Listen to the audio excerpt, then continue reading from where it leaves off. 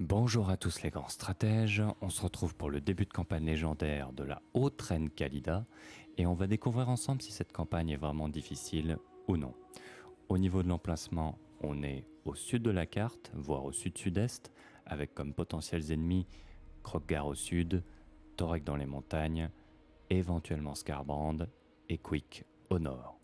Au niveau des effets de la faction, on a relations diplomatiques plus 10 avec toutes les factions. Taux de recherche plus 15%, autorité plus 4, munitions plus 20% pour toutes les armées, donc ça c'est très bon, effet du seigneur, usure moins 50% de victimes dues à tous les types d'usure, corruption moins 3 et permet les attaques empoisonnées. Donc sans plus tarder, on peut commencer la campagne. Nous voici de retour avec la Haute Reine Khalida et on va regarder les principales difficultés de ce début de campagne. Alors déjà, notre premier ennemi pour libérer la province est un vampire, ce qui n'est pas facile à gérer pour un début de campagne. Ensuite, on ne peut pas recruter de seigneurs supplémentaires, il faut débloquer ça avec la technologie, ce qui est pour moi la plus grosse difficulté de ce début de campagne. Et pour finir, il faut se poser la question de la direction. Parce que là on peut se dire, on attaque l'armée, on fait le tour et on est très content, on a notre province de sécuriser. Oui, mais il y a un très gros souci à faire ça. C'est que si on s'avance vers cette ville, il y a une armée en stationnement ici qui n'attend qu'une seule chose, c'est qu'on s'avance ici pour venir attaquer notre ville ici. Et ça, c'est intolérable. Donc maintenant, quel est le plan? On va détruire cette armée, revenir, recruter, avancer, recruter, et on va attaquer la capitale. D'accord? On y va. Et on l'a fait manuellement, bien évidemment. Ok, c'est parti pour cette première bataille. Donc on va essayer de focus les loups en premier. Les chauves-souris sont plus rapides, mais les loups sont plus dangereux. Donc je préfère les focus en premier. Et avec la catapulte et les Ushepti, on va focus les gardes des cryptes. C'est éliminé en premier, ça. Ok, les loups sont en effondrement. Ok, les gardes des cryptes sont à portée, on va les focus. Alors avec Khalida, on a une petite capacité qui s'appelle Vague de Venin. Donc c'est presque comme l'AE de Jeanne. Elle fait un petit peu plus de dégâts, 4 de dégâts en plus je crois. Et elle met du poison en plus. Donc voilà, là il n'y a plus de loups, plus de chauves-souris. On va pouvoir tirer tranquillement. Donc ne pas sous-estimer les gardes des cryptes, hein. Ils peuvent vraiment décimer l'infanterie. On a également une autre capacité avec Khalida, c'est la malédiction. Donc elle s'active uniquement si on a moins de 50% et elle fait des dégâts entre 46 et 93. C'est exactement comme la nuit infernale, pour vous donner une idée. Voilà, on va arrêter de tirer avec notre catapulte, sinon ça va être catastrophique. On va envoyer l'infanterie sur l'expert en mêlée parce qu'il est quand même fort, hein. On va reculer avec Khalida. Voilà.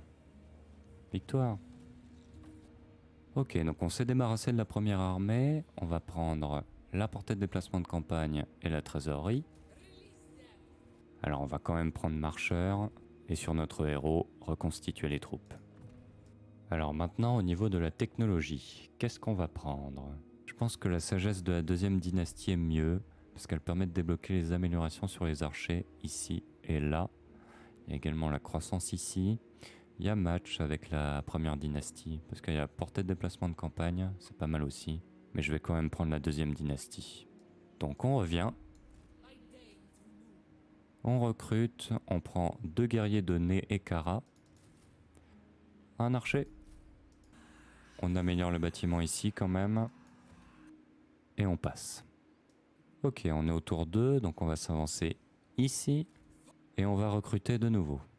Donc on peut prendre 3 lanciers squelettes. Alors pour ceux qui auraient pensé à ignorer l'armée du début et à foncer directement sur la capitale, ça marche pas parce que l'armée du début peut venir attaquer la ville ici. Donc ça, c'est pas ce qu'on veut. Donc ici, on n'a rien à faire, on passe, on n'a même pas de rite, hein, il faut attendre. Alors, tour 3, on va attaquer la capitale.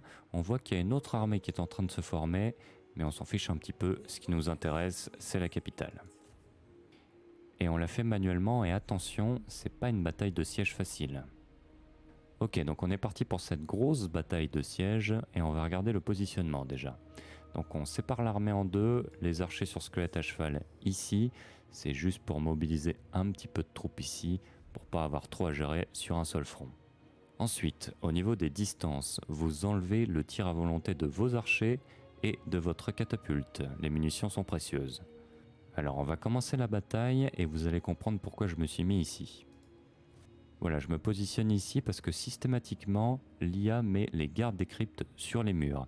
Et les Ushabti, ils peuvent défoncer les murs. Donc ça va nous permettre d'en tuer un bon paquet. Donc on tire sur les murs, hein, on est tranquille. Faut pas être pressé sur ce siège. Hein. Donc là, on a une grosse partie de l'armée qui est ici. C'est pas grave, elle va certainement revenir ici.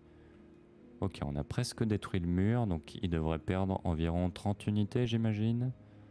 Attention, 26. Déçu.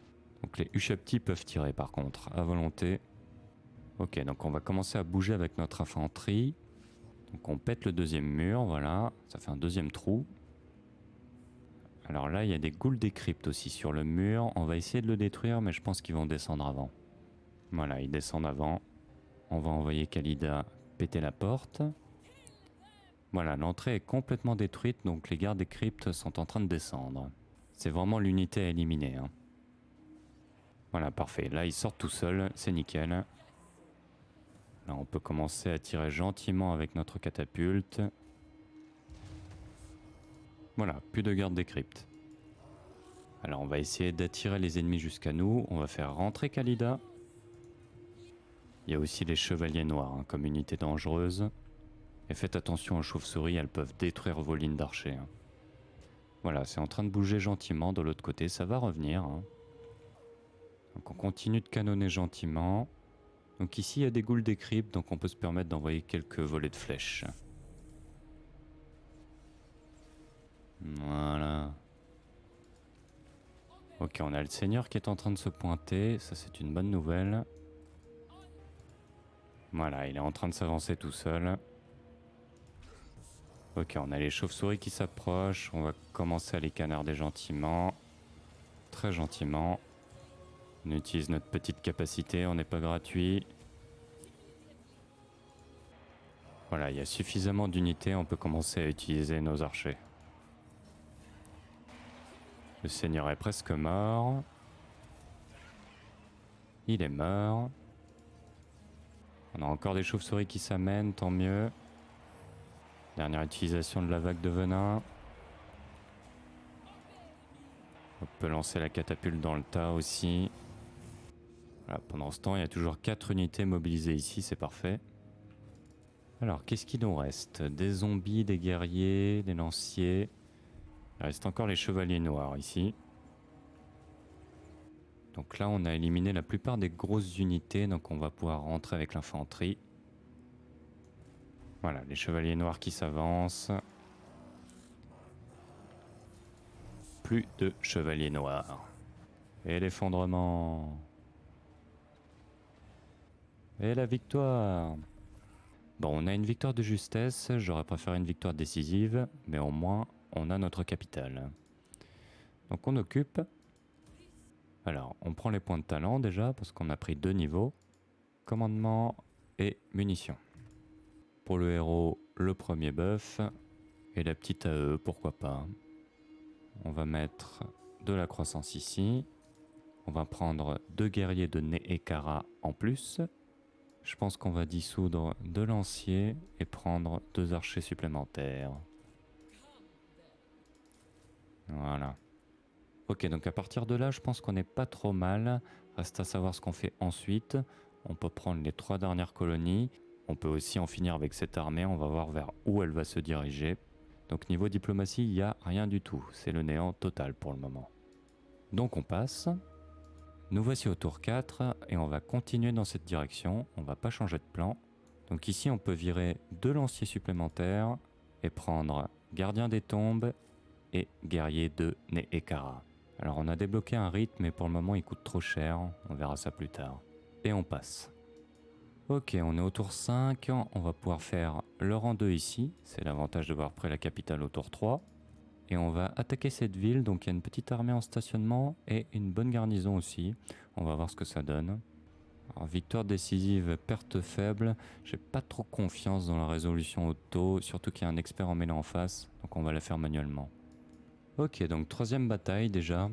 Donc on peut profiter des hauteurs, hein, sans problème. Et là par contre on peut se lâcher niveau munitions.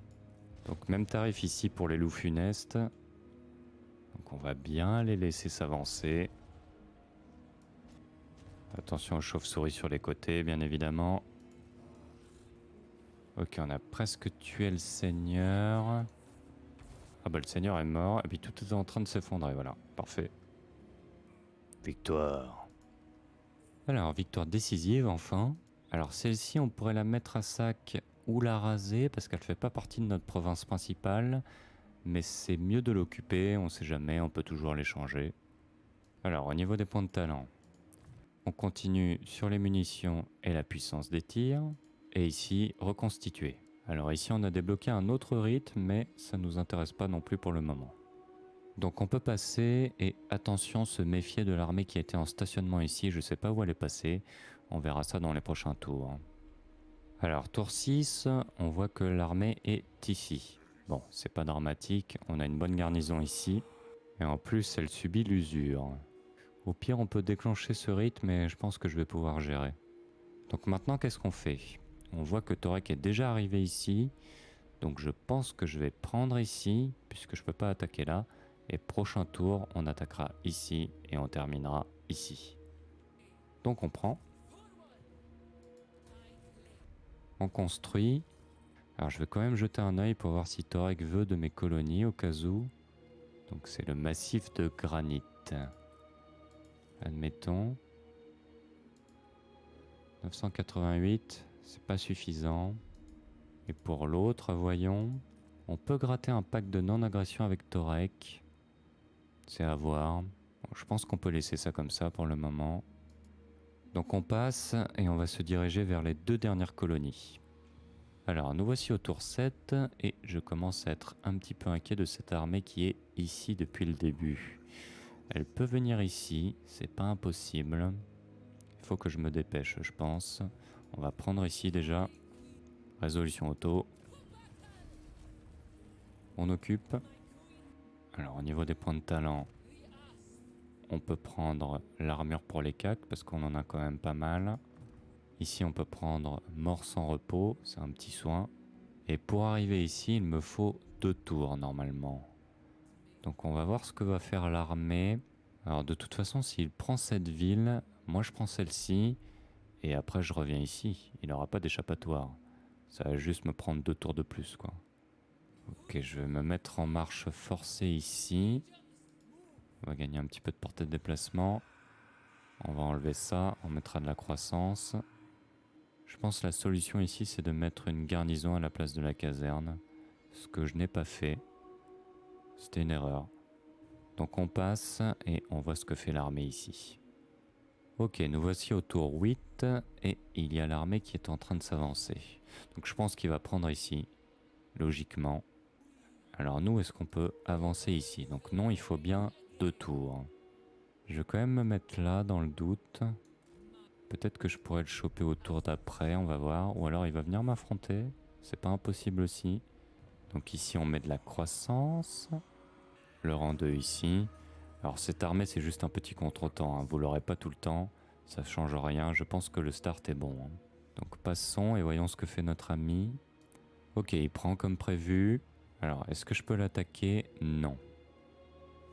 Ça c'est bien dommage.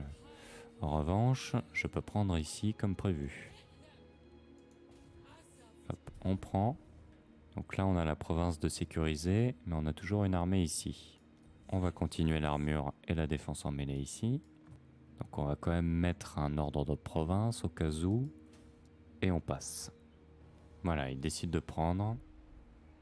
Ah bah c'est parfait, on a une quête pour aller reprendre notre ville. Donc, marche forcée. Ah, je suis sympa, je lui propose même un combat en marche forcée, hein. Alors ici ça change rien, on va continuer à se développer. On peut aller chercher un petit peu de pognon. Là, on va remettre la caserne. Et on va mettre une garnison. C'est bien les garnisons. Ici, je vais pas toucher pour le moment. Et on passe. Ok, il est resté dans sa ville, parfait. Il a même invoqué une autre armée. Donc ça va faire de petits challenges. On peut aller chercher la résistance physique. On mettra ça sur Khalida.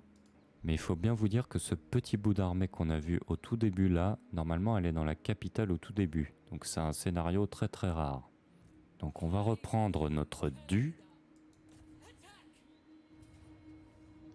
On a même une victoire décisive. Est-ce qu'on l'a fait? Je vais la faire pour le punir de son insolence. Ok, c'est parti pour cette ultime bataille de ce début de campagne légendaire. Donc il faudra juste faire attention aux petits renforts qui sont juste derrière nous. Donc j'ai mis 3 unités de CAC à l'arrière, ça devrait suffire pour les contenir. Ok, voilà les renforts, ils devraient bouger je pense. Comme il a un petit peu de mal à avancer, on va juste détruire ses renforts en fait, ça va être plus simple. Voilà, il n'y a plus de renforts. Alors là, il y a un gros globe ici, on peut se permettre de tirer. On va mettre la résistance physique sur Khalida. On va plutôt tirer ici en fait, pour éviter le friendly fire. On va perdre une unité, c'est un peu dommage. Oh, ça s'effondre. Oh, ça s'effondre. Et victoire! Voilà, victoire décisive ici. On occupe. On a la province de sécuriser. On a accompli la quête. Bon, il y a encore un petit seigneur qui a survécu grâce au passif des vampires. Donc on est déjà niveau 9 quand même. On va terminer ça. On peut aller chercher la résistance aux projectiles ici. Croissance. Et là, faut se développer. Là, on met le rang 2 ici. C'est le plus exposé. On peut augmenter le revenu ici. Donc on va juste passer pour confirmer la mort de notre ennemi vampire. Voilà, le monsieur qui vient nous attaquer. Voilà, c'est enfin terminé pour eux. Alors, seule chose à corriger pour ce début de campagne, c'est que si vous avez une armée ennemie qui est en dehors de la capitale quand vous la prenez, mettez une garnison ici, ça vous facilitera la vie. Donc ce sera tout pour ce début de campagne légendaire avec la haute reine Khalida. N'hésitez pas à me dire ce que vous en avez pensé dans les commentaires. Et à bientôt les grands stratèges.